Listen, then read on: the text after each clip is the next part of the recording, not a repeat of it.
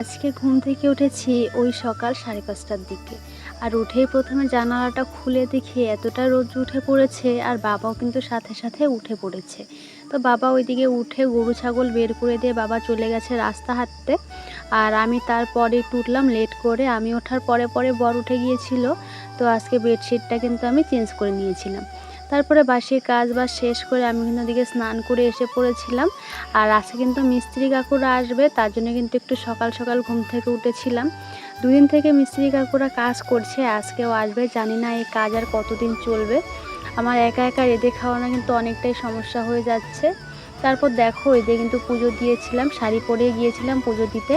তারপর পুজো দিয়ে এসে এদিকে শাড়িটা চেঞ্জ করে এদিকে নাইটি পরে এদিকে রান্নাঘরে চলে গেলাম।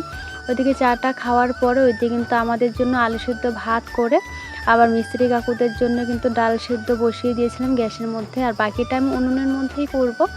তারপরে দেখো আমি দুপুর উঠানটাও সরে নিয়েছি, কারণ রান্না করতে করতে প্রায় দুপুরই হয়ে গিয়েছিল।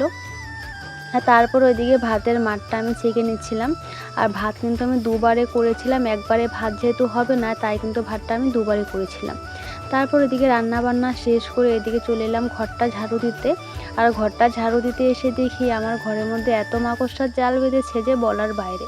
প্রত্যেক দিন মাকড়সার জালগুলো পরিষ্কার করার পরেও কেন জানি না এত মাকড়সার জাল হয়। তো সেগুলো পরিষ্কার করার পরে চলে গেলাম খড়ি আনতে। গিয়ে দেখি এখানে একটা দেখো, এখানে কিছু তোমরা দেখতে পাচ্ছ, দেখলে কিন্তু অবশ্যই কমেন্ট করে জানিও।